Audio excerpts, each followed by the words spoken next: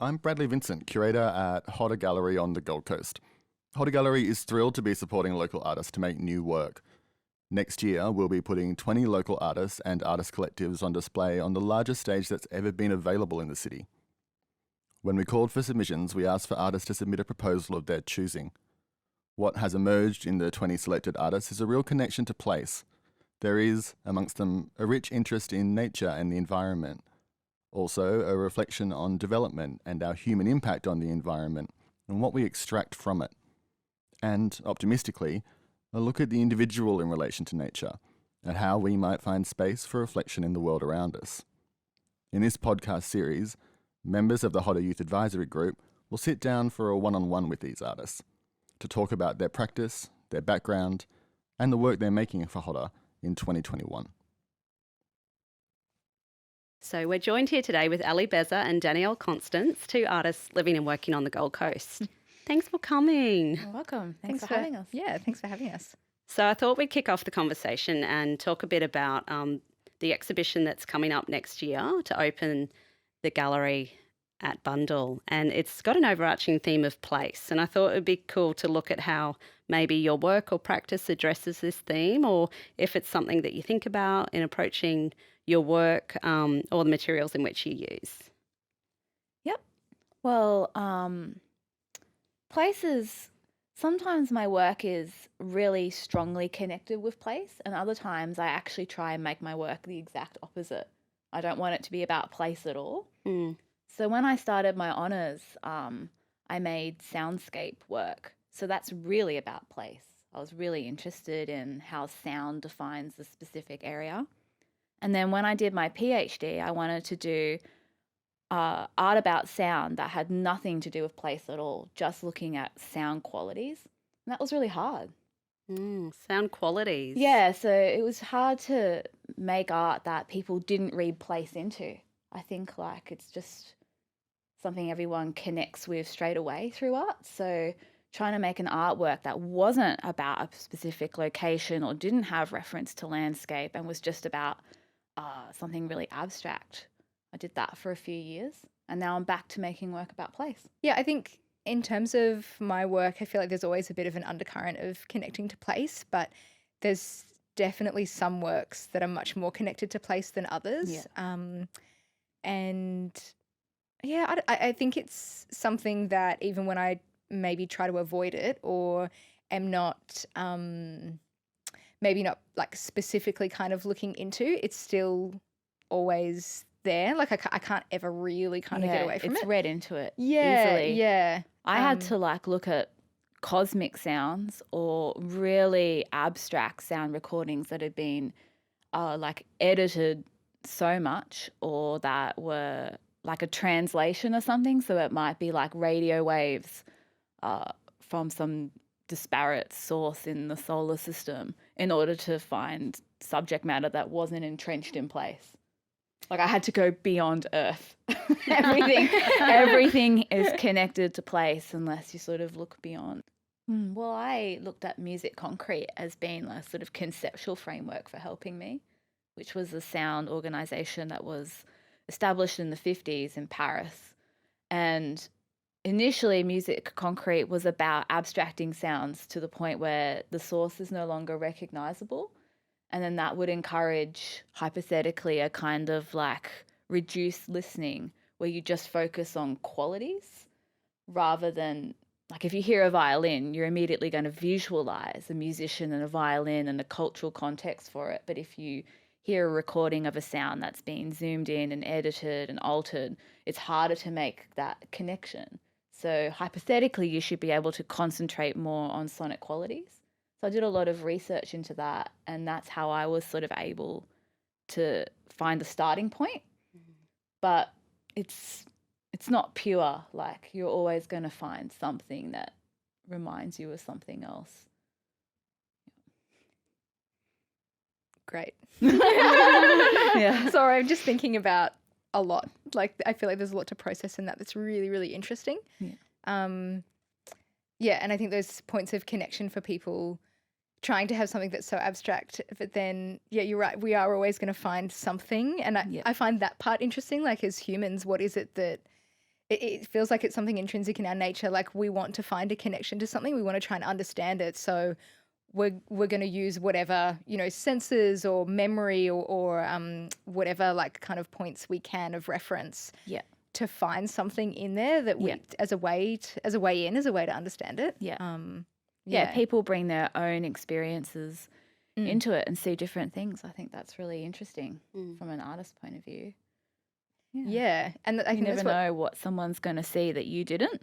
that's right. Yeah. Yeah, which keeps it, I think, keeps the work alive in a way. It keeps Yeah. it fresh and alive, like breathing and growing and moving. So Yeah. people are always going to be reading something into it and taking something, and Yeah, Um, freshness is important. It's hard to make an artwork that feels like it's just been made and not overworked. Like an artwork that has an energy that's prolonged. It always feels like it's on the cusp of something that's just forming. Now I've started to make a maquette, which I've never done before. And I was always under the belief that maquettes were for wimps. It's like if you did a maquette, like you're preconceiving everything, you're not letting a work evolve in the space, and that like I really liked the sort of feeling of everything was on the line. There's a kind of panic Energy. that I think is conducive to pushing yourself into new territory, and I sort of feel like a maquette could destroy that. But I've tried doing it this time because I'm working on a big scale and there's a lot to take into account.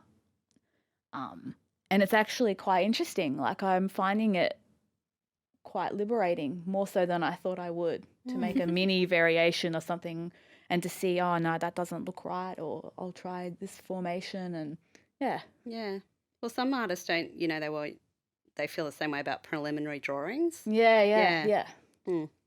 I think for me, it also brought up notions around risk, like taking risks in making work. And this is really different, but in a lot of the more performance-driven work that I make, it's often quite impromptu based or improvised. So there's a lot of risk involved in that you kind of have to rely on yourself and other artists who you're working with to kind of, I guess, to bring what you have with you on the day or whatever it is that you're working with, that content to then make the work, which is really risky because some days you're like, oh, it's just not happening. And then what are we going to do with that, and I wonder how that translates in terms of like a sculptural practice. I think it's similar. Yeah. I think from what you're describing, it's pretty much sounds the same. Yeah. You think you know how it's going to go, but there's always going to be that element where you decide in the moment. And I think the risk helps make something feel fresh. I think it helps you respond to things that you wouldn't have otherwise noticed. I guess so much of it goes on in my head, and sometimes telling people what you're doing can be bad. Because they you kind of have an embodied knowledge of how something's going to look or how to work a particular material, and you've got to be careful because I find that sometimes I'm better off just doing it and letting people judge it once it's made rather than telling people what I'm working on, because nearly always I hear not sure if that's going to work, or oh, really. And that can be quite off-putting.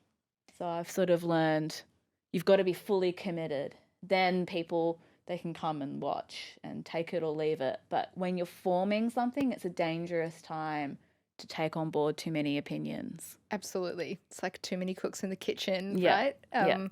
I feel often that like a response I get from people that I find curious is that like they'll approach an artwork and immediately it's just figuring out how it's done, not what it means or how it makes them feel.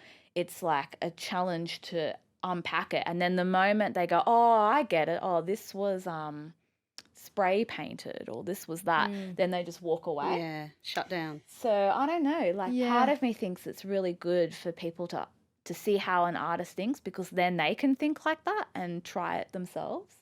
And then there's another part where the mystery of something is part of what can make an artwork interesting. Yeah, absolutely. Yeah. I can definitely see that from both perspectives as well, I Yeah, think. it's I a can hard understand balance. that. Yeah. And you've got to be able to like take on board how people respond to it. Like if you think you've made something and it's going to make people feel this way, or they're going to think about it like this, and then they don't, like you need to know that to figure out how to reevaluate and make it do the thing that you want it to do for other people. Does that matter, Ali? Does it? Ooh. It's tricky because like I've made work where it hasn't, and then I've just been like, it was really, I've just been left with it. And if no one wants to view it or engage with it, it's kind of sad. Mm. Like I've had ideas where I thought it was going to be great and something's gone wrong.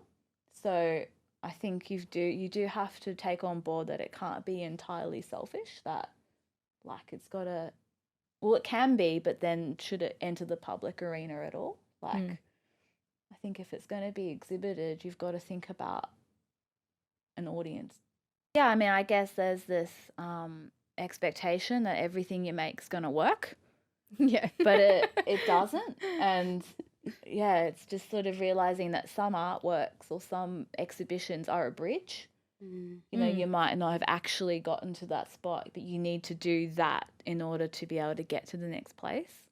Yeah, there's so like more need for value around trial and error and creative play and, you know, navigating those things before you get to, you know, from point A to B. Like there can be 10 years or however long, you know, it can take that's some time. okay. Yeah. Now Yeah. I'm like working with, it's not the same artwork, but I have used the same material to make my sculptures several times now. And so I am building like a knowledge of what works and doesn't work with the material. And I am beginning to feel a little bit more connected to it and it not being like separate from me. What is it? Damp course. Yeah. What is damp course? Damp course. Yeah. It's my favorite material to work with. It's used in building. It's put between bricks, I think, to stop damp from coming into a building, into a construction. So it's aluminium, and then it's coated in bitumen, and then it's coated in talcum powder. The talcum powder stops the bitumen from being sticky, and it sort of absorbs the color, and it gets this, looks like sandpaper. And I just love it. It's malleable.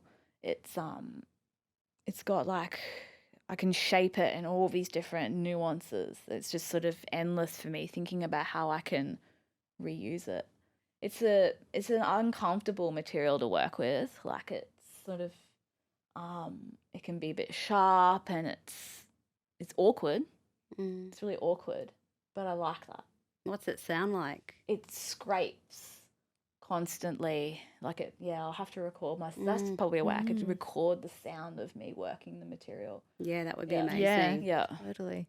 Yeah, I like it. And then like it sort of holds a history of being battered, which I really like. The other materials sort of don't.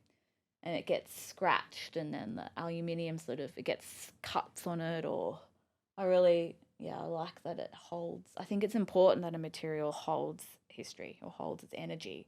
That's what I nearly always look for. Yeah. So if I'm doing printmaking, because that's the other part of my practice, I tend to use objects, like literal objects, and make prints from them because I think they have a history to them and that indexical quality is translated into the actual print. So it might be like a door or an antique object or a chair or something. Or I make work with damp course and make it more abstract. Yeah, I love it. I love the idea of, I mean, all materials hold a sense of history and memory, but I think it's really beautiful when you can see, when that's visible for people. Yeah. I really like stuff to be speculative. Like the more iffy and questionable or unlikely it is, the more I like it. So that's why I like visualizing sound, because it's totally speculative. Like I can't be like, this is literally what sound looks like. I'm just speculating. I'm just sort of like imagining this sort of translation. And I like materials that I sort of speculate are haunted, or like I'm interested in ghosts or anything that's like not really real but could be, and it's just really speculative and uncertain in this sort of liminal territory.